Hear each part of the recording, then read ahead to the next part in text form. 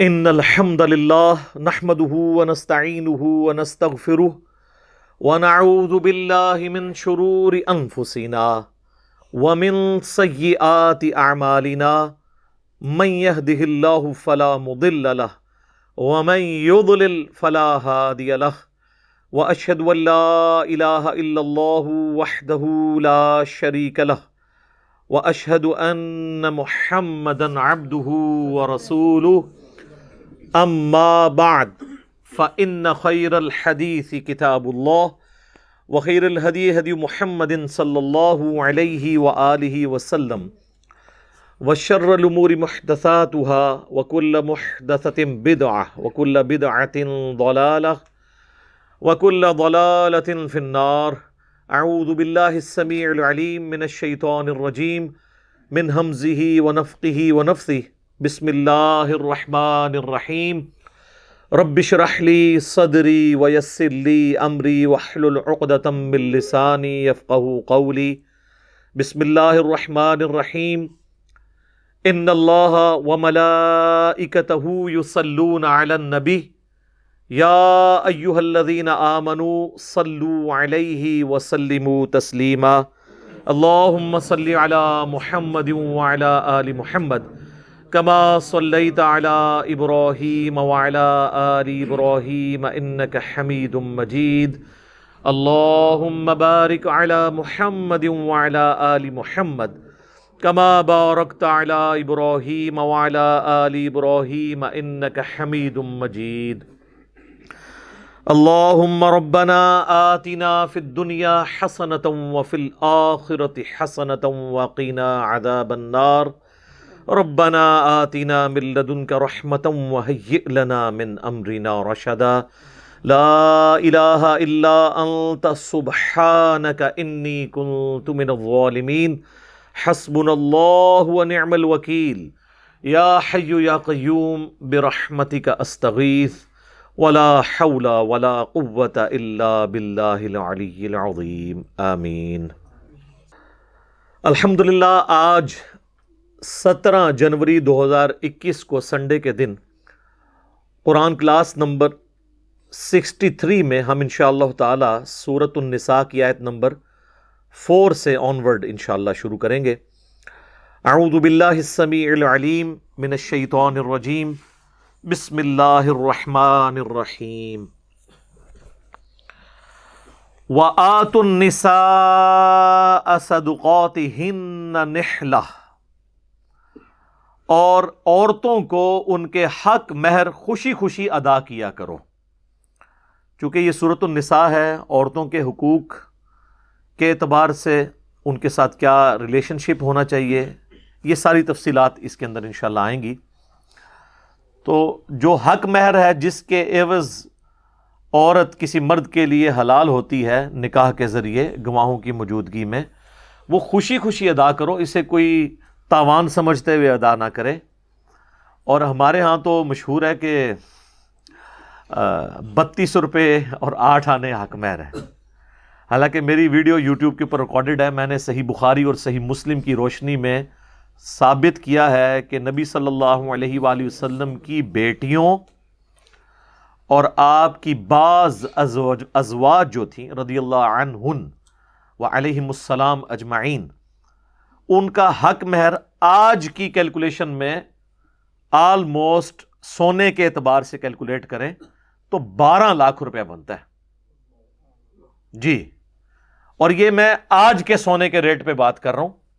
بلکہ آج کا تو یہ میں نے جب کیلکولیشن کی تھی اس وقت تو سونا 80,000 روپے تھا. آج کے اعتبار سے تو وہ آلموسٹ 16 لاکھ ہو چکا ہے، اور ہو سکتا ہے سال بعد جب سونا اور بڑھ جائے تو 20 لاکھ، کیونکہ وہ سونے کے ایکویلنٹ ہوتا تھا. یوٹیوب پہ آپ جا کے لکھیں حق مہر کتنا ہو، تو میں نے تمام احادیث اور اس سے حوالے سے ساری جو ڈسکشن ہے اس کو تفصیل کے ساتھ کیا. آج میں اس تفصیل میں نہیں جاؤں گا کیونکہ قرآن کلاس متحمل نہیں ہے کہ ہم اتنی تفصیل میں جائیں. تو آپ اندازہ کریں کہ آج کل حق مہر جو ہے وہ بعض اوقات 5,000، بعض اوقات 10,000. ویسے یہ اچھا ہے اگر کوئی خود سے معاف کرنا چاہتا ہے اور وہ کم رکھوانا چاہتا ہے، ٹھیک ہے. لیکن یہ کہنا کہ جی ضروری کم ہو، نہیں. آگے چل کے آئے گا کہ اگر تم نے ڈھیروں سونا چاندی کے ڈھیر بھی اگر کسی عورت کو حق مہر میں دیے ہیں اور کل کو طلاق ہو گئی تو اس سے حق مہر واپس نہیں لو. تو یہ ڈھیروں سونا چاندی تو پھر آپ اندازہ کریں کروڑوں روپیہ بنتا ہے. لیکن اپنے کف میں رہنا چاہیے. سنن ابن ماجہ میں حدیث ہے اپنے کف ہم پلہ لوگوں میں شادی کرو. اب یہ نہیں ہے کہ ایک امیر آدمی کسی غریب خاندان میں شادی کرتا ہے پھر وہ غریب جو ہے وہ اس سے اتنا بڑا ڈیمانڈ کرنا شروع کر دیتے ہیں, یا کوئی غریب امیر کے ہاں کرتا ہے تو وہ اب سٹیٹس کا ڈفرنس آ جائے گا. اور عموماً یہ ڈفرنس ہوتا بہت کم ہے, فلموں میں ہوتا ہے زیادہ تر. عام زندگی میں یہ پاسبل ہی نہیں ہے کہ کف سے یا سٹیٹس سے ہٹ کے کوئی شادی کرے. لیکن اگر کوئی کر لے گا اسٹیبلش ہو جائے گی, لیکن پریفریبل یہ ہے کہ اپنے ہم پلہ لوگوں میں شادی کی جائے. اور اسی میں امپلائڈ ہے کہ خاندان بھی کوشش کریں اپنا ہی ہو. خاندان سے مراد میں قریبی رشتہ دار نہیں لے رہا, یعنی اوورال اگر کوئی یعنی ارائی ہے ارائیوں میں شادی کر لے, کوئی گجر ہے وہ گجر میں کر لیں, اس اعتبار سے, کیونکہ عموماً عادتیں ملتی جلتی ہوتی ہیں اور اس طریقے سے نبھنا شادی کا آسان ہو جاتا ہے. اب اگر کوئی یعنی پنجاب سے جا کے کے پی کے کسی علاقہ غیر سے کوئی جا کے شادی کر لیتا ہے جس کو اردو بھی نہیں آتی, تو ظاہر ہے کہ وہ پھر نبھنا اتنا آسان نہیں ہوتا. پھر عادتوں کا ماحول کا فرق ہوتا ہے. شادی اسٹیبلش ہو جائے گی. میں اس ایکسٹریم پہ نہیں ہوں جو بعض غالی اہل سنت اور بعض غالی جو شیعہ ہیں ان کے ہاں پائی جاتی ہے کہ سید کا غیر سید سے نکاح نہیں ہو سکتا. یہ بھی بالکل جعلی مسئلہ ہے, اور یہ بھی انڈیا پاکستان کا مسئلہ ہے. امام خمینی جو ایران کے انقلابی لیڈر تھے وہ خود سید تھے, ان کے داماد غیر سید ہیں, انہوں نے اپنی بیٹیاں غیر سید کو دی ہوئی ہیں. لہذا یہاں پہ جو مشہور ہے کہ جی وہ آپ نہیں کر سکتے, اور کہتے ہیں چلو کرنا بھی ہے تو بیٹی لے لو غیر سید سے, سید اپنی بیٹی غیر سید کو نہ دیں, یہ بھی مشہور ہے. تو امام خمینی نے تو اپنی بیٹی غیر سید کو دی ہوئی. اس سے آپ اندازہ لگائیں کہ انڈیا پاکستان میں سنی اور شیعہ دونوں ہی عجیب ہیں. یہ یعنی کتابوں پہ نہیں چل رہے, بابوں پہ چل رہے ہیں. تو اللہ تعالیٰ ہمارا خوشی خوشی حق مہر دیا کرو, اسے تاوان نہ سمجھو. فَإِن طِبْنَ لَكُمْ عَنْ شَيْءٍ مِّنْهُ نَفْسًا, اگر کوئی عورت اپنی خوشی سے ہی حق مہر کا کچھ حصہ معاف کر دیتی ہے, اپنی خوشی سے, زبردستی گن پوائنٹ پہ نہ ہو, فَكُلُوهُ هَنِيئًا مَرِيئًا, تو پھر اسے لذت کے ساتھ رچتا بستا کھاؤ, اس کے اوپر تمہاری کوئی گرفت نہیں ہے. اور عموماً یہ ہو بھی رہا ہوتا ہے پریکٹیکلی. آپ دیکھتے ہیں کہ ہمارے سب کانٹیننٹ میں جو نکاح کے فارم بھرے جاتے ہیں نا, اس پہ معجل اور غیر معجل لکھا ہوتا ہے نکاح کے اوپر, وہ جو دیا جا رہا ہوتا ہے حق مہر. جو معجل ہوتا ہے, جو موقع پہ ادا کیا جاتا ہے, وہ 10,000 20,000 ہوتا ہے. غیر معجل لکھا ہوتا ہے 10 تولے سونا یا فلاں پلاٹ, اور بیسیکلی وہ ایک تھریٹ کرنے کے لیے کہ کہیں پہ یہ طلاق ہی نہ دے دے اپنی بیوی کو. اس طریقے سے تو نہیں رشتے نبھتے. تو اسلام میں ایسی کوئی گنجائش نہیں ہے کہ آپ نے یہ تفریق کرنی ہے. لیکن اگر کوئی کر لیتے ہیں اور وہ ایگریمنٹ کے ساتھ ہے کہ میں اتنا موقع پہ ادا کروں گا, اتنا بعد میں, تو ٹھیک ہے. وہ عورت کا حق ہے, وہ اس طرح آپشن دے سکتی ہے کہ میں اس کے اوپر ایگری کرتی ہوں, اتنا مجھے ابھی دے دو اور باقی بعد میں. اور بعد میں اگر وہ اچھا خاوند ثابت ہوا تو ہو سکتا ہے معاف بھی کر دے وہ کہ ٹھیک ہے جی وہ باقی معاف. لیکن ہوتا ہی ہے کہ جب وہ لڑائی جھگڑا ہوتا ہے نا, تو پھر وہ جو لکھوایا ہوتا ہے نا وہ بھی دینا پڑ جاتا ہے, اور بڑی مشکل کھڑی ہو جاتی ہے. اس وقت تو کہتے ہیں جی لکھ دو, جتنا مرضی لکھ دو, لیکن بعد میں اس طرح کی صورتحال بھی بن جاتی ہے. لیکن بعض لوگ ہیں وہ کہتے ہیں کہ جی ہمیں حق مہر زیادہ لکھوا کے کیا کرنا ہے, اگر ہماری بچی کہیں بسی نہیں ہے تو ہم نے حق مہر لے کے کیا کرنا ہے. تو اس لیے ہم ایک مناسب حق مہر کے ساتھ اپنی بچی کی رشتہ کرنے کے لیے تیار ہیں. تو یہ پریفریبل چیز ہے. اور جہاں پر جہیز کے اوپر بات کی جاتی ہے نا کہ جی جہیز جو ہے وہ نہ لیا جائے, یہ بہت بڑا ظلم ہے عورت والوں کے اوپر, وہاں پہ یہ بھی یعنی اس اعتبار سے ڈسکشن میں آتی ہے چیز کہ جی عورت جو ہے نا وہ حق مہر کم لکھوائے, یہ مرد والوں کے اوپر ظلم ہے. حالانکہ یہ ظلم والا معاملہ نہیں ہے. جہیز کی ڈیمانڈ کرنا یہ تو لعنت ہے، لیکن اگر کوئی باپ اپنی خوشی سے اپنی بچی کو کوئی چیز گفٹ کرنا چاہتا ہے اور وہ بیٹی بھی لینے کے اوپر راضی ہے تو اس کے اوپر کوئی گرفت نہیں ہے۔ جہیز کی ڈیمانڈ لعنت ہے۔ اگر کوئی اپنی بچی کو دیتا ہے تو وہ آگے چل کے آپ دیکھیں وراثت کے احکامات بھی آئیں گے، اس میں میں انشاءاللہ ہبہ کا، ہدیہ کا، یہ ساری چیزیں بتاؤں گا، تو وہ سلسلہ تو رہے گا۔ وہ تو کوئی بھی باپ اپنی بیٹی کو کوئی چیز گفٹ کر سکتا ہے، وراثت میں تو اسے ملنا ہی ملنا ہے۔ تو اللہ تعالیٰ فرما رہا ہے کہ خوش دلی کے ساتھ اگر وہ خود سے معاف کر دے تو ٹھیک ہے۔ وَلَا تُؤْتُوا السُّفَهَاءَ أَمْوَالَكُمُ الَّتِي جَعَلَ اللَّهُ لَكُمْ قِيَامًا، اور نادانوں کو جو بے وقوف ہیں یا بھی چھوٹے بچے ہیں اور وہ یتیم ہو گئے ہیں اور تم ان کے سرپرست ہو، تو ان کے مال ان کے حوالے مت کرو۔ جو اللہ نے مال تمہاری گزر بسر کا ذریعہ بنایا ہے، تم اپنے مال کو تو ضائع نہیں کرو گے، تو ان یتیم بچوں کا مال کیوں ضائع کرتے ہو ان کے حوالے؟ کیونکہ چھوٹے بچے ہیں وہ تو اڑا دیں گے، یا بے وقوف ہیں، ابھی ان کی اتنی سینس نہیں ہے اور وہ مال ضائع کر دیں گے، ابھی ان کو بیٹر فیکٹس آف لائف کا پتہ ہی نہیں ہے۔ جب بڑے ہوں گے تو ان کو پتہ چلے انہوں نے تو سارا کچھ اپنی جوانی میں لٹا دیا۔ تو ان کی پرورش کرو، یعنی جو چچا ہے یا تایا ہے، جو بھی سرپرست ہے، ان کے حوالے مال نہ کرے لیکن ان کی سرپرستی کرے، اس میں سے ورزقوہم فیہا، اس میں سے ان کو کھلاؤ ضرور، وکسوہم، اور ان کو لباس پہناؤ، ان کی بیسک نیڈز کو نان و نفقہ پورا کرو۔ ان کے جو مال ہے، یعنی جو تمہارا بھائی چھوڑ کے جداد مرا ہے، تو اب بجائے اس جداد پہ قبضہ کرنے کے، تو اب وہ جداد کے وارث تو تم نہیں ہو، اس کی اولاد ہے۔ ایک اسپیشل کیس ہو سکتا ہے کہ اگر اولاد نرینہ نہ ہو، اس میں بھی کچھ حصہ اس کو ملے گا، تو باقی کا تو اس کی اولاد وارث ہے نا۔ تو تم اگر ان کی سرپرستی کر رہے ہو تو ان کے مال کو ان کے حوالے نہ کرو، بلکہ اس کو استعمال کرو ان کے اوپر، چاہے کھانے پینے کے اعتبار سے، خواہ لباس کے اعتبار سے۔ وَقُولُوا لَهُمْ قَوْلًا مَعْرُوفًا، اور ان سے بھلائی کے ساتھ بات کرو، اچھے طریقے سے پیش آؤ، جس طرح اپنی اولاد کے ساتھ۔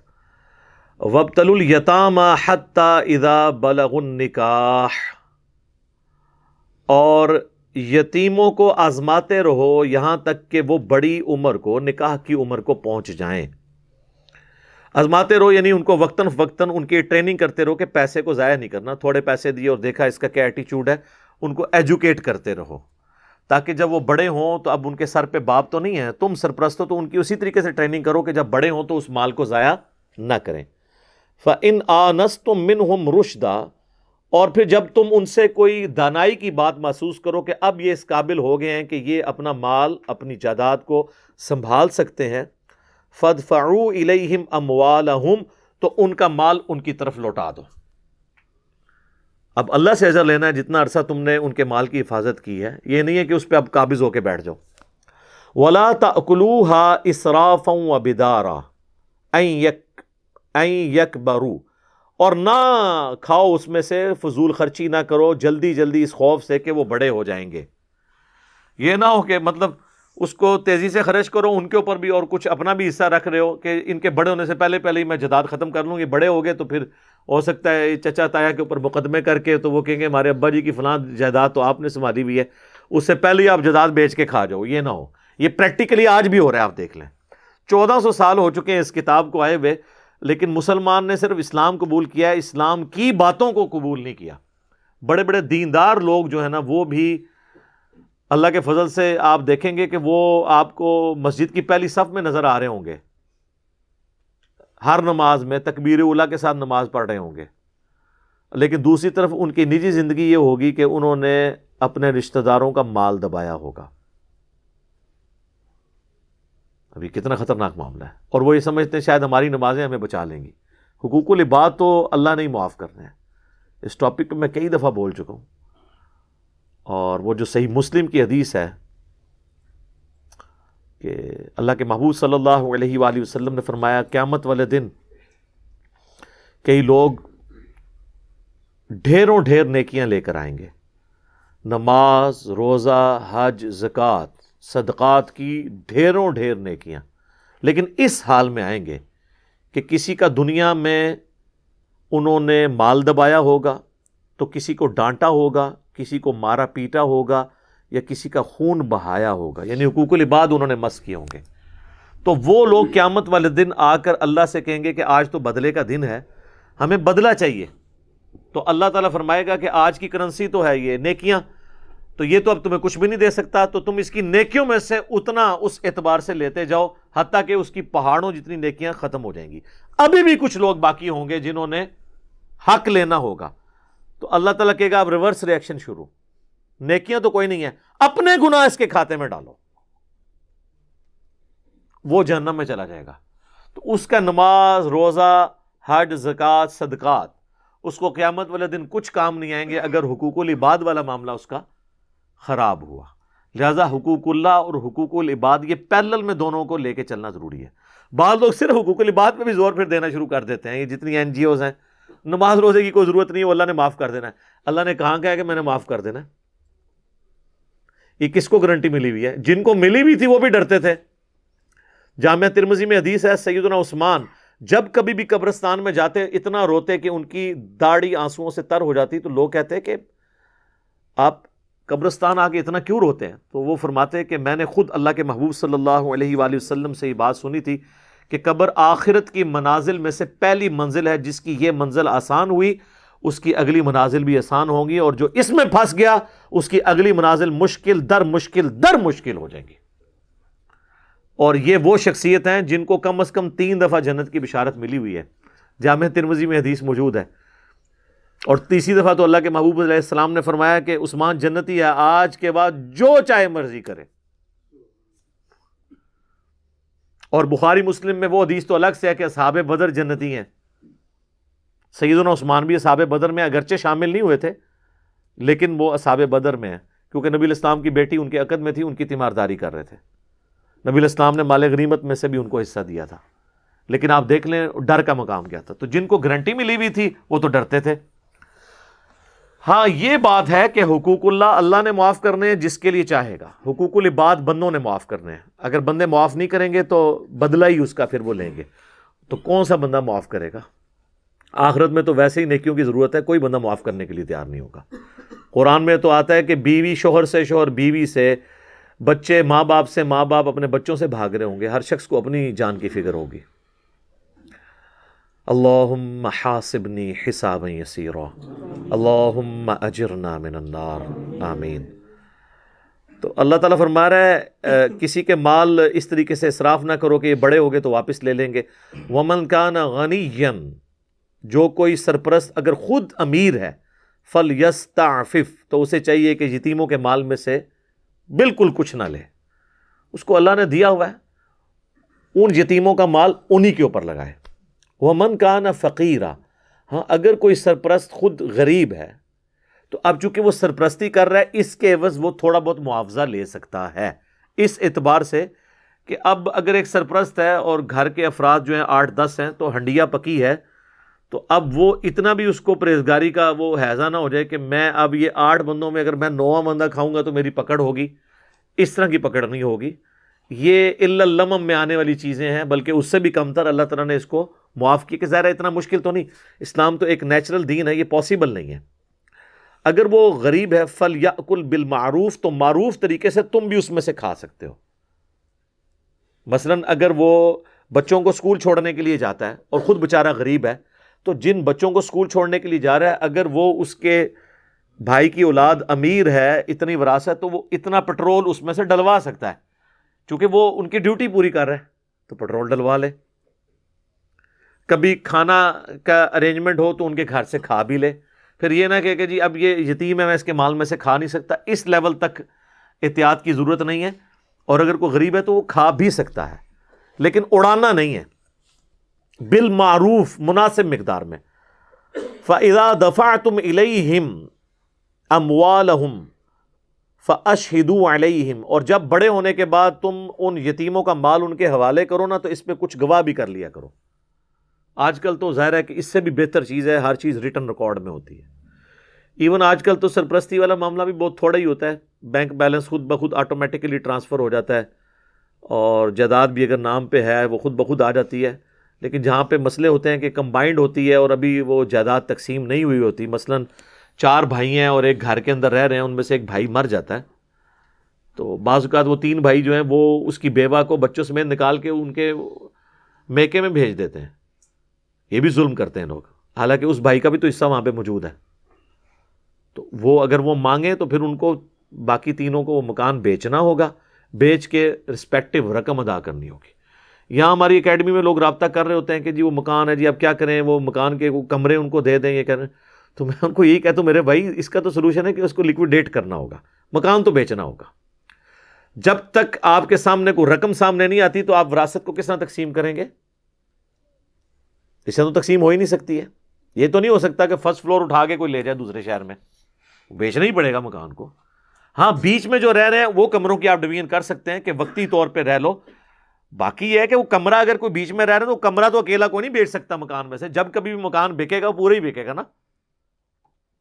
اور بعض اوقات ایسی مصیبت بھی کھڑی ہو جاتی ہے کہ بیچنے میں مصیبت بن جاتی ہے کہ پہلے تو بیچارے وہ اپنے گھر میں رہ رہے ہوتے ہیں، کل کو بیچنا جب پڑ جاتا ہے اور تو وہ بیچارے جو باقی 3 بچے ہوتے ہیں وہ بھی کرائے پہ چلے جاتے ہیں، ظاہر مکان جو ان کے ہاتھ سے جاتا رہتا ہے.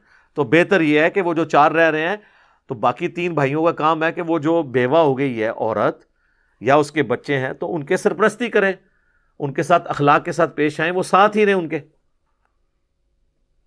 یا پھر اس بیوہ کی کہیں اور شادی کروا دیں. تو یہ باتیں اب ہے تو بڑی سیدھی سیدھی نظر آتی ہیں لیکن پریکٹیکلی اس پہ عمل کرنا بڑا مشکل ہے. وَكَفَى بِاللَّهِ حَسِيبًا، اور اللہ حساب لینے کو کافی ہے. یعنی تم نے گواہ کر لیا، تم نے جائیداد پوری دی نہیں تھی، دنیا میں تم دھوکہ بھی کر لو گے لیکن یاد رکھنا حساب و کتاب اللہ کے ہاں ہے. دنیا میں اگر تم قانون کو چکمہ دے بھی لو گے، اللہ کے حضور یہ چیز ایکسیپٹیبل نہیں ہوگی. زمین و آسمان کی ساری مخلوقات قیامت والے دن اگر کسی شخص کے حق میں گواہی دے دیں کہ اس نے یہ جرم نہیں کیا اور اس نے وہ جرم کیا ہو، تو کیا اللہ تعالیٰ کی عدالت ایسی عدالت ہے کہ وہ سب کی گواہی قبول کر لے گی؟ نہیں. لیکن دنیا میں ہو جاتا ہے، دنیا میں ایویڈنس کے اوپر چلتا ہے. اگر آپ اپنا جرم ثابت نہیں کر سکے کسی کے خلاف اور وہ مجرم ہے، سزا اس کو نہیں ہوگی. آخرت کے بغیر مسئلہ حل ہی نہیں ہو سکتا، کیونکہ یہ اللہ ہی ہے نا جو حساب رکھ سکتا ہے اس طرح کا. تو اس میں بات کرتا ہوں، اکثر لوگ یہ کہتے ہیں نا دیکھیں جی وہ چھت پہ جانے کے لیے سیڑھی کی ضرورت ہے، تو اس طرح اللہ تعالیٰ تک پہنچنے کے لیے بابوں کی ضرورت ہے. تو ان کو پھر میں یہی مثال دیتا ہوں کہ اللہ کے بندو اللہ کے لیے مثالیں نہ بیان کرو. اللہ تعالیٰ قرآن میں جگہ جگہ کہتا ہے میرے لیے مثالیں نہ بیان کرو. وَلَا تَقُولُوا عَلَى اللَّهِ إِلَّا الْحَقِّ، اللہ کے بارے میں صرف سچی بات کرو. اللہ کے لیے مثال بیان کرنا ہی فضول ہے. پھر اس کا جواب یہی ہے کہ دنیا کا کوئی چیف جسٹس ہو، اس کے سامنے 1000 داڑھیوں اور پگڑیوں والے گواہی دے دیں کہ یہ شخص قاتل ہے اور وہ قاتل نہ ہو، وہ چیف جسٹس تو اس کے اوپر فرد جرم عائد کر دے گا. لیکن زمین و آسمان کی ساری مخلوقات مل کے کسی شخص کو قاتل کہیں، اللہ کے حضور اس کے دربار میں قاتل نہیں منوا سکتے. تو پھر اللہ کے لیے تو مثال بیان ہی نہیں ہو سکتی یہ سیڑھی والی، کیونکہ اللہ کا جو ڈومین علیحدہ ہے، دنیا ایویڈنس پہ چلتی ہے اور اللہ تعالیٰ تو ایویڈنس سے بھی اگلی چیز ہے. فرشتے بھی گواہی دے دیں آپ کے لیے، اگر آپ نے وہ کام ریاکاری کے طور پہ کیا ہے 0 سے ملٹیپلائی. جی صحیح مسلم میں حدیث نہیں ہے قیامت والے دن ایک سخی کو، ایک شہید کو اور ایک قرآن کے قاری کو بلایا جائے گا، تو سر فرشتوں نے اسے قاری، سخی اور شہید لکھا ہوگا نا، کیونکہ فرشتوں کے پاس تو علم غیب نہیں ہے، وہ تو ظاہری عمل دیکھتے ہیں. فرشتوں کو نہیں پتا کہ آپ یہ جو عمل کر رہے ہیں یہ دکھلاوے کے لیے کر رہے ہیں یا اللہ کے لیے. تو اصل چیک ہے ہی اللہ. یہ جو ہے نا وَكَفَى بِاللَّهِ حَسِيبًا، اللہ حساب لینے کو کافی ہے. تو شہید لکھا ہوگا جبھی تو اس شہید کو بلایا جا رہا ہوگا نا. اللہ پوچھے گا ہاں بھائی، کہے گا یا اللہ جان تھی دے لی تیرے لیے. اللہ فرمائے گا تو نے اس لیے دی تاکہ لوگ تجھے بہادر کہیں، اور دنیا میں بڑے لوگوں نے تجھے بہادر کہا تو تمہیں دنیا میں اجر مل چکا، اوندھا منہ کر کے جہنم میں. پھر سخی کو بلایا جائے گا، وہ کہے گا یا اللہ میں نے کوئی موقع نہیں چھوڑا تھا کہ جہاں جہاں پر تیرا حکم ہو اور میں نے وہاں پر پیسے نہ خیرات کیے ہوں، مسجدیں بنوائی، دسترخوان چلائے، ہاسپٹلز بنائے، بہت کچھ کیا. بلکہ میں نے تیرے فرشتوں کو دھوکہ دینے کے لیے، یہ میں اس میں ایڈ کر رہا ہوں، اور تیرے داڑھی اور پگڑیوں والے بزرگان دین کو دھوکہ دینے کے لیے مسجد کی وضو خانے کے اوپر نیم پلیٹ بھی اپنے نام کی لگوائی تھی۔ جا کے میرے محلے کے نمازیوں سے بھی پوچھ لے کہ وہ میں نے ہی بنوایا تھا وضو خانہ۔ تو اللہ فرمائے گا تو نے اس لیے سب کچھ کیا کہ لوگ تجھے سخی کہیں اور لوگوں نے تیری بڑی تعریف کی، یہی تیرے لیے اجر تھا۔ میرے ہاں آپ زیرو سے ملٹیپلائی ہے، اوندھا منہ جہنم میں۔ قرآن کے قاری کو بلایا جائے گا، اللہ تعالیٰ کہے گا تجھے میں نے قرآن کا علم دیا تھا، تو کہے گا یا اللہ میں نے تو قرآن سیکھا اور سکھایا، یہی کام میں کرتا رہا، اس سے افضل کام اور کون سا ہو سکتا تھا؟ اللہ تعالیٰ فرمائے گا تو نے اس لیے کیا کہ لوگ تجھے قاری اور بڑا علامہ کہیں، تو بڑی لوگوں نے تیری تعریف کی، بلکہ تیرے اشتہار کے تو نام کے شروع میں بھی 5 دمیں لگتی تھیں اور بعد میں بھی 5 دمیں لگتی تھیں۔ یادگار اسلاف، مفسر قرآن، استاذ العلماء، تو بڑی تیری عزت دنیا میں ہوئی ہے، میرے ہاں کوئی اجر نہیں ہے، اوندھا منہ کر کے دوزخ میں۔ یہ سر مولانا شریف نہیں، صحیح مسلم شریف کی حدیث ہے یہ۔ اب مجھے بتائیں دنیا میں ان 3 نیکیوں سے بڑی اگر کوئی نیکی جانتا ہے نا، بخاری اور مسلم اور قرآن حکیم کی روشنی میں، تو مجھے بتا دے شہادت سے بڑی کوئی نیکی ہے کہ جان ہی دے دی اس کے لیے؟ قرآن سیکھنے اور سکھانے سے بڑی کوئی نیکی ہے؟ بخاری مسلم حدیث ہے سب سے بہتر وہ جو قرآن سیکھے اور سکھائے۔ اور انفاق فی سبیل اللہ، جو قرآن میں 100 سے زیادہ مقامات پہ جس کی ترغیب دلائی گئی ہے، اس سے بڑی کوئی نیکی ہے؟ لیکن یہ بڑی بڑی 3 نیکیاں بھی زیرو سے ملٹیپلائی ہیں اگر یہ دکھلاوے کے لیے کی، تو فرشتے تو لکھ لیں گے، لیکن وکفا باللہ حسیبا۔ مسند احمد میں حدیث ہے جس نے دکھلاوے کے لیے روزہ رکھا اس نے شرک کیا، جس نے دکھلاوے کے لیے نماز پڑھی اس نے شرک کیا، اور جس نے دکھلاوے کے لیے صدقہ کیا اس نے بھی شرک کیا۔ لو جی، نماز میں شرک کیسے آ گیا؟ نماز تو اللہ کی پڑھ رہا ہے، سجدہ کس کو کر رہا ہے؟ اللہ کو۔ اس بندے کو تو نہیں کر رہا جس کے سامنے وہ خوشی خوشی سے نماز پڑھ رہا ہے، کر رہا اللہ کو ہے، لیکن اللہ اتنا غیرت مند ہے کہ سجدہ مجھے کیا اور نیت یہ تھی کہ لوگ تجھے کہیں بڑی لمبی نماز پڑھ رہا ہے، تو میں نے اس کو 0 سے ملٹیپلائی کر دینا۔ صدقہ میرے لیے کیا، لیکن نیت تھی کہ لوگ تجھے اچھا سمجھیں کہ بڑا سخی ہے، بس لوگوں کو جیسے ہی شریک کیا نا تو میری طرف سے فارغ۔ اللہ اپنے ساتھ تو شرک برداشت ہی نہیں کرتا۔ صدقہ، روزہ، نماز، فارغ۔ تو یہ اسی لیے تو شرک اصغر کہا گیا ہے ریاکاری کو، چھوٹا شرک، آلموسٹ شرک ہی ہے۔ تو اللہ نے حساب لینا ہے۔ للرجال نصیب مما ترک الوالدان، مردوں کے لیے حصہ ہے جو اس کے ماں باپ چھوڑ کر مرے، والاقربون اور قریبی رشتہ دار، وللنساء نصیب مما ترک الوالدان، اور عورتوں کے لیے حصہ ہے جو اس کے ماں باپ چھوڑ کر مرے، والاقربون اور قریبی رشتہ دار، مما قل منہ او کثر، خواہ تھوڑا ہو کسی کے لیے خواہ زیادہ ہو، نصیبا مفروضا، وہ اللہ کی طرف سے مقرر کیا ہوا حصہ ہے۔ وہ آگے آ رہا ہے، وراثت کے احکامات اگلے رکوع کے اندر شروع ہو جائیں گے۔ یہ اس کی تمہید بن رہی ہے کہ ماں باپ مر جائیں تو جو پیچھے عورتیں ہیں نا جی، پہلے ذکر کیا مردوں کا، مردوں کو تو وہ عرب کے لوگ دے دیتے تھے، پھر اللہ نے ذکر کیا کہ بھی عورتوں کو بھی جداد میں حصہ دینا ہے۔ یہ آج وومن رائٹس کی لوگ بات کرتے ہیں، یہ اس دور جدید کا خالق تو اسلام ہے۔ اسلام سے پہلے تو عورت کی کوئی عزت ہی نہیں تھی، جائیداد میں حصہ نہیں ملتا تھا۔ ایون اسلام کے آنے کے بعد بھی جہاں جہاں اسلام کی دعوت صحیح طریقے سے نہیں پہنچی، آپ دیکھ لیں ہمارے اس ہندوانہ معاشرے میں، یہ تو اب ذرا تھوڑا لیٹسٹ دور ہے تو لوگ شرم محسوس کرتے ہیں، ورنہ ستی کی رسم ہوتی تھی، اگر خاوند مر گیا تو اس کی بیوی کو بھی اس کے ساتھ ہی جلا دیا جاتا تھا کہ اب اس کو زندہ رہنے کا حق بھی نہیں ہے۔ استغفر اللہ واتوب الیہ۔ اور اسلام نے کیا عظمت دی ہے۔ جعفر طیار کی بیوی فوت ہوئی ہیں غزوہ موتا میں، تو اس کی بیوی اسما بنت امیس کے ساتھ حضرت ابوبکر نے شادی کر لی ہے، اور رضی اللہ تعالیٰ عنہ، اور ان سے محمد بن ابی بکر پیدا ہوئے۔ 4 سال کے بعد حضرت ابوبکر فوت ہوئے تو حضرت علی نے اسما بنت امیس کے ساتھ شادی کر لی، اور محمد بن ابی بکر جو ابوبکر کے بیٹے تھے، پرورش حضرت علی نے کی۔ یہ ہے رسپیکٹ۔ بیوہ کی.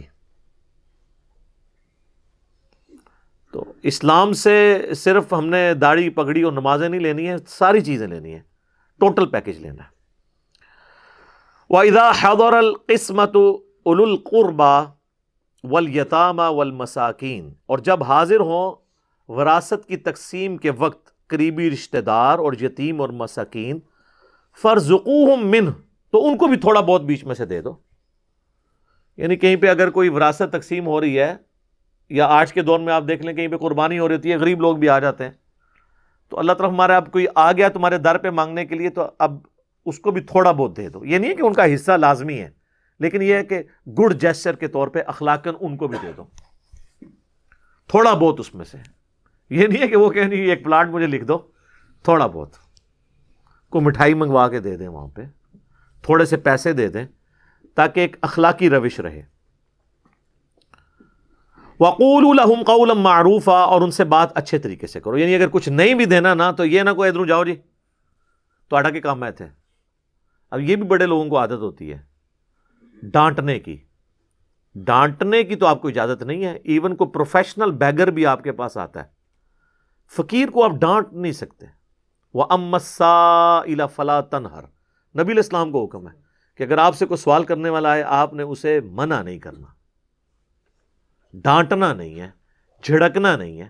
ہاں یہ آپ کہہ سکتے ہیں کہ اللہ تعالیٰ تیری مصیبت آسان کرے، ٹھیک ہے، اور اس کو صحیح طریقے سے رخصت کر دیں بغیر کچھ دیے ہوئے. لیکن ڈانٹنے کا آپ کو حق کہاں سے آ گیا؟ آپ نے اسے خریدا ہوا ہے. ایک تو آپ اس کو کچھ دے بھی نہیں رہے ہیں، یہ جو آپ اس کو سنا رہے ہیں اس کا آپ کو رائٹ کس نے دیا تھا؟ آپ نے اسے خرید لیا پیسے دے کے. اور اگر آپ کو خطرہ ہو یہ پروفیشنل ہے، اس کی تحقیق کر لیں. یہ آج کل تو ویسے کم ہو گیا، اب تو جدید طریقے آ گئے ہیں. آج سے 10-15 سال پہلے تک تو یہ اکثر مساجد کے اندر ایک بندہ کھڑا ہوتا تھا، اپنی جیب دکھاتا تھا، یہ میری جیب کٹ گئی، میں فلاں شہر سے آیا ہوں تو میرے پاس کرایہ نہیں ہے واپسی کا. تو میں ایسے کئی لوگوں کو بس پہ چڑھا کے آتا ہوں، کرایہ نہیں دیتا، اور پھر کنڈکٹر کو کے حوالے کر کے کنڈکٹر کو کہتا ہوں اگر اس نے کرایہ واپس مانگا اور کہیں یہ راستے میں اترا تو کرایہ تیرا، کیونکہ اس نے تو مجھے کہا میری جیب کٹ گئی ہے. تو اگر وہ اگلے سٹاپ پہ جا کے باقی پیسے لے کے اتر جاتا ہے تو اس کا مطلب ہے یہ وہ تو جھوٹ بول رہا تھا نا. تو پھر آپ مجھے بتائیں وہ کنڈکٹر کبھی اس کو واپس کرے گا کرایہ؟ لے لو دیکھو، تو مجھے تو ثواب مل جائے گا. ہماری تو ون ون سچویشن ہے دونوں معاملات میں. تو اس طریقے سے آج کل تو اس کے ایڈوانس طریقے آ رہے ہیں، وہ کہتے ہیں جی ایزی لوڈ کروا دیں، ایزی پیسہ بھجوا دیں، بڑے بڑے طریقے بتاتے ہیں. تو اس کا طریقہ یہ ہے کہ جو کہہ دینا میری جیب کٹ گئی ہے تو اس کو کہیں کہ بھائی اپنے گھر سے ایزی پیسہ کروا لو، تمہیں فون پہ بات کروا دیتے ہیں، جہاں کرنی ہے وہاں سے منگوا لو، تمہارے بھی تو پیچھے کوئی ہے نا، تو وہ وہاں سے کروا دے گا. ہم نے کیوں تمہیں جو ہے وہ ایزی پیسہ کروانے ہیں یا پیسے دینے ہیں. وَلْيَخْشَ الَّذِينَ لَوْ تَرَكُوا مِنْ خَلْفِهِمْ ذُرِّيَّةً ضِعَافًا، ڈر جانا چاہیے یتیموں کے سرپرستوں کو کہ وہ یہ تصور کریں کہ اگر وہ اپنے پیچھے چھوٹے چھوٹے بچے چھوڑ جاتے، خافوا علیہم، تو وہ خود فکر مند ہو رہے ہوتے ان کے بارے میں کہ میرے مرنے کے بعد میرے بچوں کے ساتھ کیا ہوگا. تو یہ فکر تمہیں نہ ہوتی تو اب دوسروں کے بچوں کے بارے میں بھی ایسا ہی سوچو. ویسے یہ سب سے بیسٹ طریقہ ہے.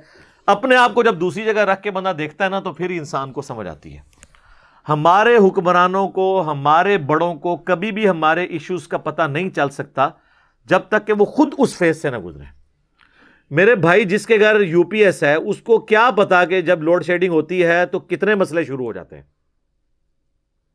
وہ تو کہے گا سب کچھ ہیپی ہیپی ہے، کوئی مسئلہ ہی نہیں ہے. اب جہاں پہ یو پی ایس نہیں ہے اور ان کے بچوں کے پیپرز ہو رہے ہیں اور رات کو 8-8 10-10 گھنٹے بجلی نہ آئے تو وہ بچے اب کیسے پڑھائی کریں گے؟ میں کہتا ہوں جی 1-2 دن کے لیے بھی اگر آپ تھوڑی سی اپنی روٹین چینج کریں نا تو آپ کو لوگوں کی تکلیف کا احساس ہی ختم ہو جاتا ہے. میں آپ کو پرسنل بتاتا ہوں، میرے آفس جو ہے وہ میرا اسلام آباد میں گھر سے آلموسٹ 7-8 کلومیٹر ہوگا زیادہ سے زیادہ. تو میں موٹر بائک پہ میری روٹین. بیچ میں ایک عرصہ ایسا آیا کہ وہ سڑک کی کھدائی کی، انہوں نے نئی سڑک بنانی تھی، تو اب حالت یہ ہوتی تھی کہ ہم جب یہاں سے آفس جاتے تھے تو اس وقت تو اتنی گرد نہیں ہوتی تھی کیونکہ صبح سویرے اتنی ٹریفک نہیں ہوتی. واپسی پہ جب ہم اس سڑک سے آتے تھے نا تو وہ 7-8 کلومیٹر کا پیچ طے کر کے نا گھر آ کے نا آلموسٹ غسل واجب ہو چکا ہوتا تھا. اتنی مٹی. ہیلمٹ بھی پہنا ہوا ہے تو وہ صرف ساری بچا ہے نا, باقی تو پورے جسم کے اوپر. تو ہماری ایک روٹین تھی جتنے لوگ موٹر بائک پہ جانے والے کہ ہم لوگ آ کے پھر غسل کرتے تھے اور گزرنا بھی اسی راستے سے. کیا کریں, اور کوئی الٹرنیٹو راستہ ہی نہیں ہے. ایک دن میری کوئی موٹر بائک کا ایشو تھا یا کوئی مسئلہ بن گیا تو میرے دوست نے کہا جی میں گاڑی میں نا آپ کو ساتھ لے جاؤں گا. تو اس دن میں اس کی گاڑی پہ گیا آفس. جب آفس سے واپس آیا گھر میں تو اب اس دن تو میرے پہ کوئی غسل واجب نہیں تھا, کوئی مٹی نہیں تھی, کچھ نہیں تھی. اچھا میں واپس آیا ہوں تو نارمل میں نے اپنے کام شروع کر دیے, لیکن مجھے ویسے ہی ایک نا یعنی بڑی عجیب سی کیفیت محسوس ہو رہی تھی کہ آج کوئی مسنگ ہے چیز. میں کہہ رہا تھا کیا مسئلہ ہے. ایک دن میں ہی مجھے اس چیز کا احساس نہیں رہا کہ بھئی آج میں گاڑی میں آیا ہوں تو آج میرے پہ گرد نہیں ہے, آج میں نے غسل نہیں کیا ہوا. تو پھر میں نے اس دن سوچا کہ جو لوگ روزانہ گاڑی میں اس در سے گزرتے ہیں اور جا کے اسمبلی میں بیٹھ کے کہیں کہ یہ غریب لوگوں کا ہمیں احساس ہے, ہمیں تو ایک دن میں اپنا احساس ختم ہو گیا ہے. اور جنہوں نے پوری زندگی کبھی یہاں پہ دھوڑ مٹی کھائی نہیں ہے ان کو کہاں سے احساس ہو سکتا ہے کہ ایک عام آدمی کی زندگی کیسے گزر رہی ہے. تو یہ سب کے سب ہمیں عوام کا درد ہے. بڑے بڑے محلات میں رہنے والے اور اسی طریقے سے کینٹ ایریا میں سیکیورٹی کے اندر رہنے والے لوگوں کو کیا احساس کہ کینٹ کے باہر سیکیورٹی کے کیا ایشوز ہیں. لاکھ کوئی ٹویٹ کر کے اپنی حب الوطنی یا اپنی عوام سے محبت ثابت کرتا رہے, اس طرح ثابت ہونی نہیں ہے. دنیا ہی یہ وکھرا جہاں ہے میرے بھائی. جب تک آپ اس جہاں میں آئیں گے نہیں آپ کو اس تکلیف کا احساس ہی نہیں ہوگا. وہ شخص جس کو پک اینڈ ڈراپ آفس کی طرف سے ملی ہوئی ہے اس کو کیسے احساس ہوگا کہ موٹر بائک پہ جانے والا یا 4 گاڑیوں میں لٹک کے جانے والا کس طرح آفس میں پہنچتا ہے, اس کو کبھی احساس نہیں ہوگا. تو اللہ تعالیٰ فرما رہا ہے کہ ڈر جانا چاہیے ایسے لوگوں کو جو یتیموں کی پرورش کر رہے ہیں, اس خوف سے کہ اگر وہ مر جائیں اور ان پیچھے چھوٹے چھوٹے بچے چھوڑیں تو ان کو کتنا غم ہوگا کہ میرے بچوں کا کیا بنے گا. تو دوسرے کے بچوں کو بھی اسی احساس کے ساتھ دیکھو. فَلْيَتَّقُوا اللَّهَ, پس ڈر جائیں وہ اللہ سے. وَلْيَقُولُوا قَوْلًا سَدِيدًا, اور وہی بات کہیں جو درست ہو. کسی کا مال نہ ہتھیائیں, جو پوری جائیداد ہے وہ حوالے کریں. وہ رسا کے کوئی جھوٹ نہ بولیں. بعض کا لوگ جھوٹ بھی بولتے ہیں نا, کسی میت پہ کوئی مولانا صاحب پہنچ جاتے ہیں نا تو وہ اس کے بچے بچارے کوئی 8-10 سال کے بعد آئے ہوتے ہیں وہ باپ کو دفنانے کے لیے صرف, تو وہ پھر وہیں پہ میت پہ بھی بیٹھ کے کہہ رہے ہوتے ہیں جی آخری دن چ کہندے سن کہ اے لاڑا پلاٹ ہے میں مسجد نو دے دینا. اب وہ جو بچے بچارے ہیں وہ بھی اب کیا اس کا رسپانس کریں کہ نہیں دیں گے, تو لوگ کہیں گے یار دیکھو باپ مر گئے تو اتنا بھی کرنے کے لیے تیار نہیں ہے. اس طرح کی سٹوریاں بھی لوگ گھاٹ لیتے ہیں. تو اللہ تعالیٰ مارا ہے, اللہ سے ڈر جاؤ, کوئی اس طرح کی بات نہ کرو. کئی لوگ ہمیں بھی رابطہ کرتے ہیں کہ جی وہ میرا بھائی ہے جی وہ مر گیا جی, اس نے وہ مجھ سے اظہار کیا تھا کہ یہ جو فلاں مکان ہے میں تجھے لکھ دوں گا. میں کہتا ہوں بھائی مر گیا, ہاں جی مر گیا. تو بھائی میرے بھائی جب لکھ کے نہیں دے کے گیا نا تو اب وہ تمہارا نہیں ہے, وہ وراثت میں ہی تقسیم ہوگا. اگر لکھ کے دینا ہوتا تو وہ دے جاتا. اگر اس کی خواہش تھی تو وہ بس خواہش ہی رہی نا. کئی خواہش دنیا میں تکمیل نہیں ہوتی. کئی بندوں کی خواہش ہوتی ہے کہ میں نے یہ کام کرنا ہے لیکن اس سے پہلے ہی مر جاتے ہیں. تو اب یہ تو نہیں ہے کہ مرے ہوئے بندے کی آپ نے وہ خواہش پوری کرنی ہے. ایسے پنجاب کے معاشرے میں ایسا ہوتا بھی ہے, بعض کا جوان لوگ مر جاتے ہیں نا اور ان کی شادی نہیں بھی ہوتی تو میت کو وہ پورا وہ بیدی کی رسم اور وہ پوری چیزوں سے گزارتے ہیں. اس طرح کرنے سے کچھ بھی نہیں ہونا. اب تو اس کی آخرت کی فکر کریں گے, اس کے ساتھ آگے جا کے بننا کیا ہے. اب بڑی سخت آیت آ رہی ہے جی, یہ 10 نمبر آیت جو ہے سورہ النساء کی الارمنگ آیت ہے. یعنی اتنی تمہید کے بعد اب فائنل اللہ تعالیٰ کی طرف سے ورڈکٹ آ رہی ہے. ان الذین یاکلون اموال الیتامی ظلما, بے شک وہ لوگ جو یتیموں کا مال ہڑپ کر لیتے ہیں ظلم کرتے ہوئے. انما یاکلون فی بطونہم نارا, وہ اپنے پیٹوں میں آگ بھر رہے ہیں. وَسَيَصْلَوْنَ سَعِيرًا, اور ان قریب وہ بھڑکتی ہوئی آگ میں جھونک بھی دیے جائیں گے. یعنی کوئی کہے گا میں نے تو مال ہڑپ کیا لیکن میں نے تو اندر کوئی گرمی محسوس نہیں ہو رہی, تو اس کا جواب اللہ نے دیا وَسَيَصْلَوْنَ سَعِيرًا, ان قریب اس کی گرمی تمہیں محسوس ہوگی. اس پہ ڈاکٹر اسرار صاحب بڑا پیارا جملہ بولا کرتے تھے کہ دنیا میں مورل لا جتنے ہیں, مورل لاز یہ ایکٹیو نہیں ہیں, یہ ڈورمنٹ ہے. یعنی اگر کوئی شخص حرام کا لقمہ زبان پہ رکھتا ہے تو یہ نہیں ہوگا کہ جیسے ہی اس نے رکھا ہے تو زبان جل جائے, یا جیسے ہی پیٹ میں جائے تو پیٹ میں درد شروع ہو جائے, ورنہ تو یہ سارے پیٹ درد میں مبتلا ہوں جتنے حرام خوریاں کر رہے ہیں. لیکن آخرت میں یہی مال آگ بن جائے گا, اور جس کے پیٹ میں ہوگا وہ پیٹ میں آگ بن جائے گا. دنیا میں مورل لاز ایکٹیو نہیں ہے, ڈورمنٹ ہیں, آخرت میں ایکٹیو ہوں گے. دنیا میں صرف فزیکل لاز ایکٹیو ہیں. اگر کوئی انگارہ زبان پہ رکھے گا, چاہے کوئی حلال کا انگارہ رکھے یا حرام کا, زبان جلے گی, کیونکہ دنیا میں اللہ نے آگ کو ایکٹیو رکھا ہوا ہے, لیکن حرام کے لقمے کو ایکٹیو نہیں رکھا ہوا, وہ ڈورمنٹ ہے. وہ اللہ نے کہا کہ اپنے پیٹ میں آگ بھر رہے ہیں, لیکن کئی سوچ رہے ہوں گے کوئی آگ تو محسوس نہیں ہو رہی. وہ کہا وَسَيَصْلَوْنَ سَعِيرًا, ان قریب آگ میں جھونک دیے جائیں گے. اللہم لا تجعلنا منہم, اللہم انی اعوذ بک من عذاب جہنم ومن عذاب القبر ومن فتنة المحیا والممات ومن شر فتنة المسیح الدجال, آمین. صحیح مسلم میں حدیث ہے کہ اللہ کے محبوب صلی اللہ علیہ وآلہ وسلم نماز میں بھی قرات کے دوران جب کبھی بھی جنت کی آیات آتی تو اللہ سے جنت کا سوال کرتے, اور جب کبھی جہنم کی آیات آتی تو اللہ تعالیٰ سے جہنم کے عذاب کے اگینسٹ پناہ طلب کیا کرتے. نماز میں بھی یہ سنت ہے, اور نماز کے علاوہ بھی اگر آپ یہ قرات کر رہے ہیں تو پھر اس دوران بھی اللہ کی طرف متوجہ ہو. صحیح بخاری اور صحیح مسلم کی متفقن علیہ حدیث ہے,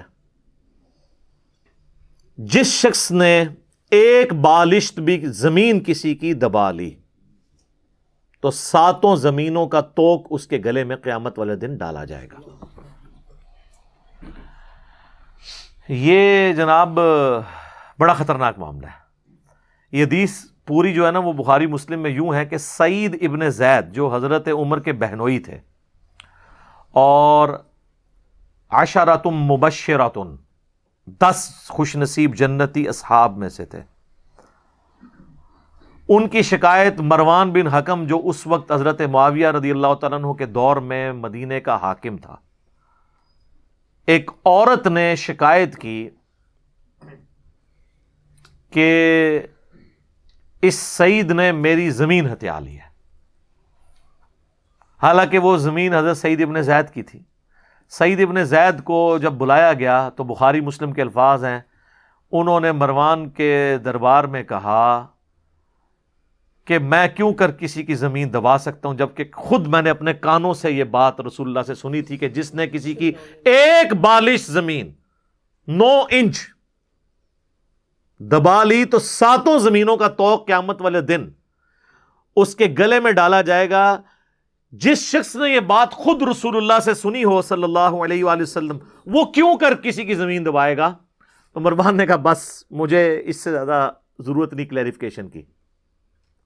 صحابی تھے, ان کی گواہی عادلانہ تھی, لیکن سعید ابن زید کا غصہ نہیں ٹھنڈا ہوا. انہوں نے کہا اس عورت نے میرے اوپر الزام لگایا نا, تو انہوں نے کہا اے اللہ میں دعا کرتا ہوں کہ اس کو اس کی زمین میں ہی نا عبرت ناک موت دینا جس نے میرے اوپر یہ جھوٹا الزام لگایا. تو بخاری مسلم کے الفاظ ہیں کہ کچھ عرصے بعد وہ عورت پاگل ہو گئی اور وہ گلیوں میں چیختی چلاتی تھی, اسے ایسی بیماری لگ گئی اور وہ کہتی تھی مجھے سعید کی بد دعا لگ گئی ہے.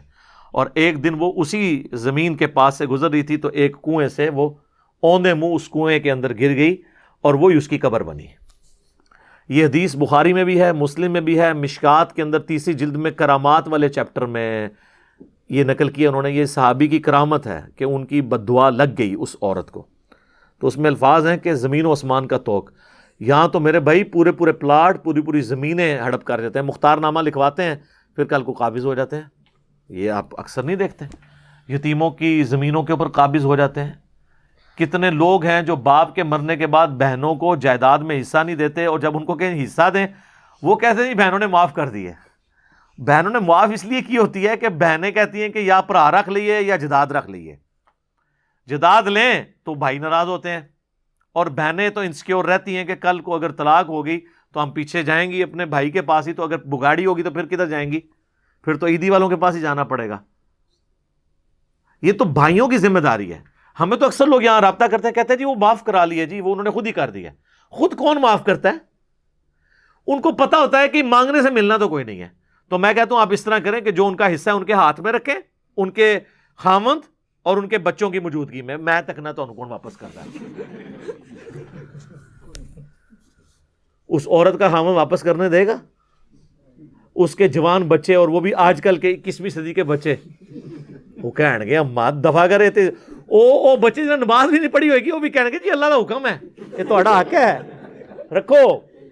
ہاں جی، کیونکہ امت کا فتنہ جو ہے مال، جامع ترمذی میں حدیث ہے ہر امت کا کوئی نہ کوئی فتنہ ہے، میری امت کا فتنہ مال ہے۔ تو یہ ساری کہانیاں آپ کرواتے ہیں کہ جی وہ معاف کر دیا ہے۔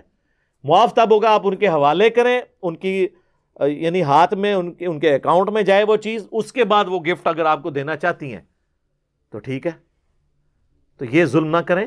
اچھا، بعض اوقات ویسے بعض بڑے نیک لوگ بھی ہیں ہمارے پاس، ایسے لوگوں نے بھی بارہا رابطہ کیا ہے کہ ہمارے والد صاحب فوت ہو گئے، انہوں نے اپنی زندگی میں ساری جائیداد بھائیوں کو دے دی، بہنوں کو کچھ بھی نہیں دیا، لیکن اب ہمیں ڈر ہے کہ وہ مرنے کے بعد اللہ کے عذاب میں ہوں گے۔ میں کہتا ہوں بالکل جی، قرآن کے رول کے تحت تو حقوق العباد کا معاملہ تو ہے، تو کہتے ہیں جی اب ہم اپنے باپ کو عذاب سے بچانا چاہتے ہیں، تو ہم چاہ رہے ہیں کہ ہم وہ جو جائیداد ہے اس کو ایونلی ڈسٹریبیوٹ کر کے جتنا حصہ عورتوں کا اپنی بہنوں کا بنتا ہے ان کے حوالے کریں۔ تو میں کہتا ہوں بالکل ضرور کریں۔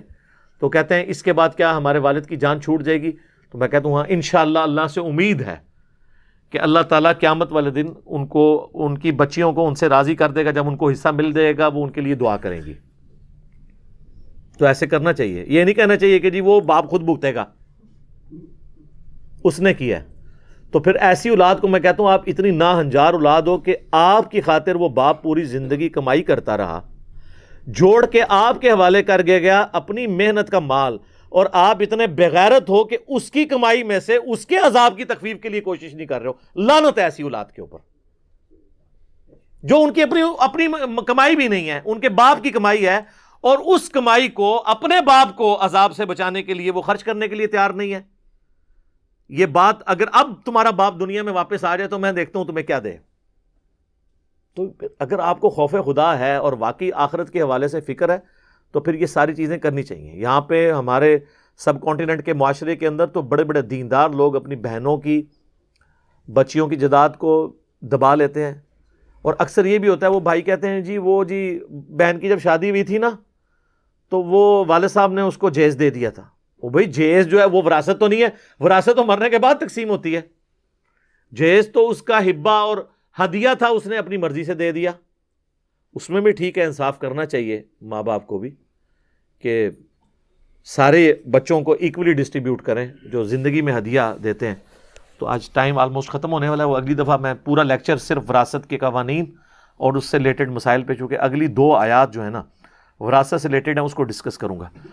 لیکن دنیا کے اندر اگر آپ کو خوف خدا ہے تو آپ کو اگر اپنی بہنوں کے ساتھ واقعی پیار ہے یا اپنے ماں باپ کی آخرت کے ساتھ، تو اپنی بہنوں کو جائیداد میں حصہ دیں۔ صحیح بخاری اور صحیح مسلم کی حدیث ہے کہ جو لوگ دنیا میں مال جوڑتے رہتے ہیں نا اور اس میں سے حق نہیں ادا کرتے دوسروں کا اور اللہ کا، یعنی زکوٰۃ یا جائیداد دبا لی کسی کی، تو قیامت والے دن یہی مال ایک گنجے سانپ کی فارم میں ان کے اوپر مسلط کر دیا جائے گا جو اس کی بانچھیں چیرے گا۔ اور سورہ توبہ کے اندر تو اس سے بھی سخت الفاظ آئے ہیں کہ اللہ تعالیٰ فرماتا ہے ہم یہ جو سونا اور چاندی یہ لوگ جوڑ رہے ہیں نا، اسی سونے اور چاندی کو پگھلائیں گے، ان کے ماتھے، ان کی پیٹھیں اور پہلو ہم گرم کر کے داغیں گے۔ سر اللہ کو نانی ماں تو ہے نہیں ہے نا جی، کوئی ماں تو اپنی اولاد کو اس طرح کا عذاب نہیں دے سکتی ہے، لیکن اللہ تعالیٰ قرآن میں کہہ رہا ہے جس نے یہ کیا نا میں اس کے ساتھ یہ کروں گا، اس لیے کہ بھائی وہ اللہ ہے اور اللہ اپنے جذبات سے مغلوب نہیں ہوتا۔ ماں باپ اولاد جذبات سے مغلوب ہو سکتی ہے، اللہ تو مغلوب نہیں ہوگا۔ اس نے جو فیصلہ فرمایا وہ کر دینا ہے، اور جب اس نے فیصلہ کر دینا ہے کوئی جان نہیں چھڑا سکتا، یہ ذہن میں رکھیے گا۔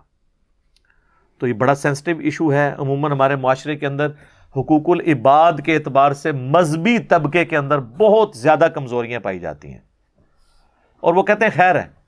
میں کچھ عرصہ پہلے غامدی صاحب کو سن رہا تھا، انہوں نے بڑی پیاری بات کی کہ ہمارے ہاں لوگوں میں یہ روش ہے کہ ٹھیک ہے اگر بہن کی یا یتیم بھانجے بھانجیوں کی یا بھتیجوں کی جداد دبا لیے تو خیر ہے، تہجد میں اگر پہلے 8 نفل پڑھتے تھے تو 2 اور بڑھا لیں گے، تو قیامت والے دن وہ نیکیاں بڑھ جائیں گی تو خود بخود یہ بھی معاف ہو جائے گا۔ نہ سر، اس طرح نہیں معاف ہونا، نہ اس طرح نہیں معاف ہونا۔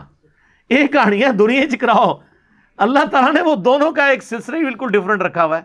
حقوق العباد کا معاملہ علیحدہ ہے، حقوق اللہ کا معاملہ علیحدہ ہے۔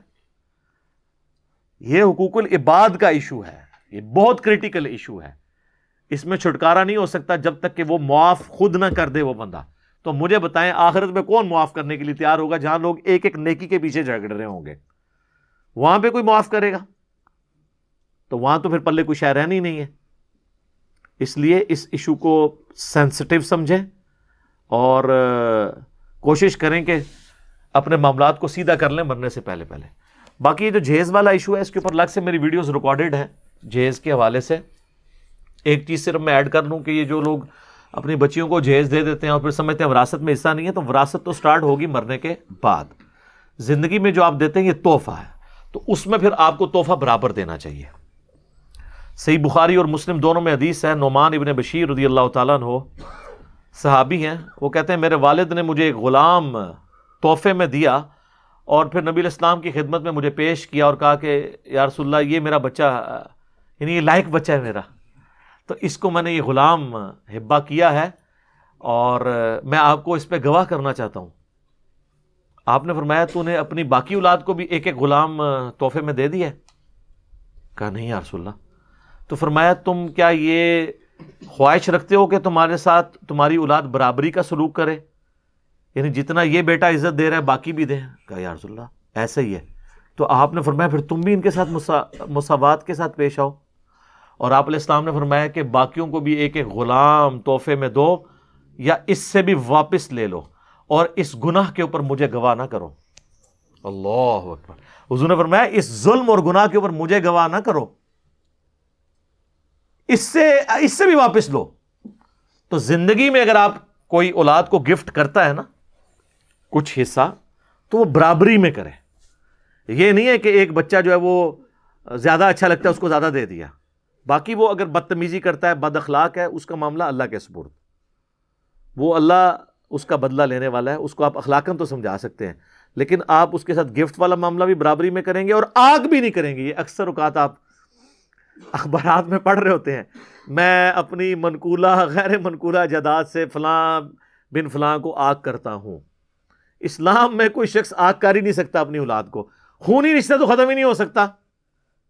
پچھلے دنوں آپ نے دیکھا نا سپریم کورٹ تک وہ کیس گیا ہے، وہ جھگڑے میں وہ ایک بچی، پتہ نہیں وہ کس قسم کی بچی کی تربیت ہوئی ہے، اس نے کہا کہ میں اس کو اپنا باپ ہی نہیں مانتی ہوں، ٹھیک ہے جی، تو شناختی کارڈ بھی کینسل ہو گیا اس کا۔ پھر وہ بعد میں سپریم کورٹ نے اس کو ریزالو کیا کہ بھئی ٹھیک ہے اختلاف آپس میں ہے، لیکن جو ہے وہ باپ تو وہی رہے گا نا جو ہے، وہ تو نہیں ختم ہو سکتا۔ جو یہ والے رشتے ہیں نا، خونی رشتے یا رحم کے رشتے، یہ تو ختم نہیں ہو سکتے۔ یہ آپ نے جداد ملنی ہے، اگر کوئی نافرمان بیٹا بھی ہے نا تو ماں باپ کے مرنے کے بعد اس کی نافرمانی کا وبال تو اس پہ رہے گا، لیکن اس کو اپنے ماں باپ کی جداد میں سے حصہ ملے گا۔ اور یہ جن لوگوں کو بڑا شوق ہوتا ہے نا کہ کسی ایک بچے کو دے دیتے ہیں، یا وہ کہتے ہیں نہیں ہم اپنی زندگی میں ہی تقسیم کر دیں، اور بعد میں لڑتے رہنے، زندگی میں آپ جداد نہیں تقسیم کریں گے، وہ اگلی دفعہ بتاؤں گا، 1/3 سے زیادہ مال نہیں آپ دے سکتے زندگی کے اندر، یا فلاں مدرسے کو دے کے چلا جاؤں گا اپنی زندگی میں، ایسے نہیں کریں گے۔ عموماً تو جو لوگ پھر اس طرح دیتے ہیں زندگی میں، تو وہ جیسے ہی جداد مل جاتی ہے تو اولاد پھر بعض اوقات آنکھیں ماتھے پہ رکھ لیتی ہے اور وہ کچھ پوچھتی نہیں۔ ہمیں تو کئی اس طرح کے کیسز رپورٹ ہوئے ہیں کہ وہ جداد حوالے کرنے سے پہلے تو بڑے اوبیڈینٹ تھے بچے، جیسے ہی جداد ملی ہے تو انہوں نے ماں کو بھی گھر سے نکال دیا ہے، باپ کو بھی گھر سے نکال دیا۔ اس طرح کے کئی کیسز رپورٹ ہوتے ہیں۔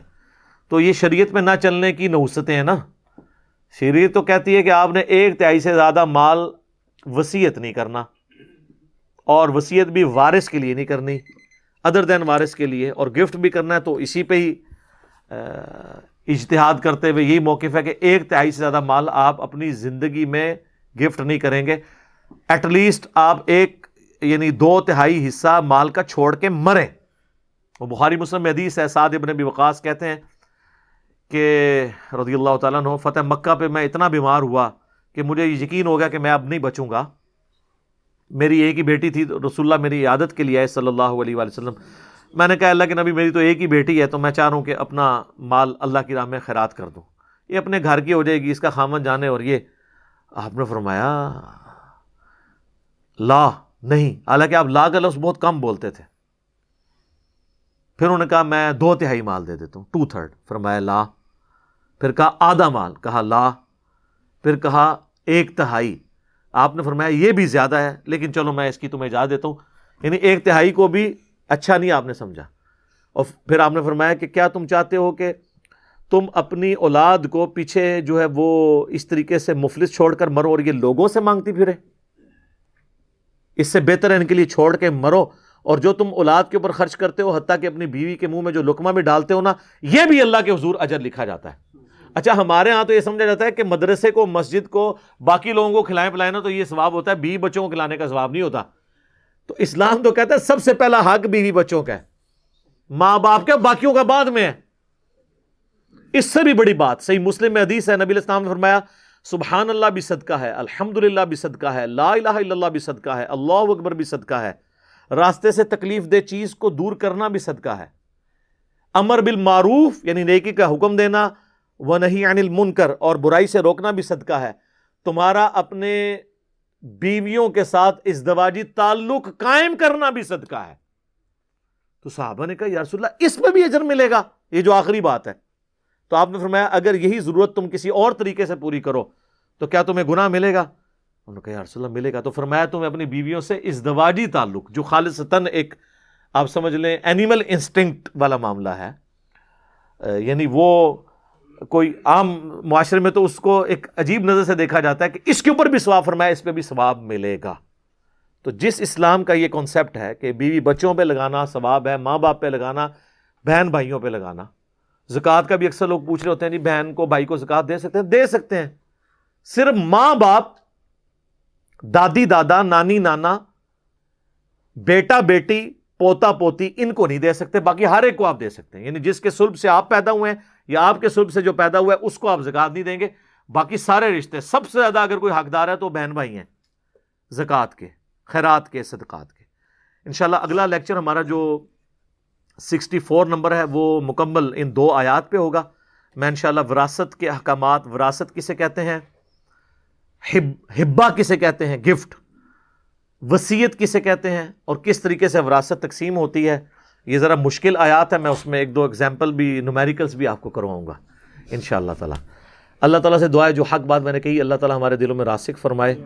اگر جذبات میں میرے منہ سے کوئی غلط بات نکل گئی تو اللہ تعالیٰ ہمارے دلوں ہی سے اسے محو کر دے، ہمیں معاف بھی فرما دے. ہمیں کتاب و سنت کی تعلیمات پر عمل کر کے دوسرے بھائیوں تک پہنچانے کی توفیق عطا فرمائے.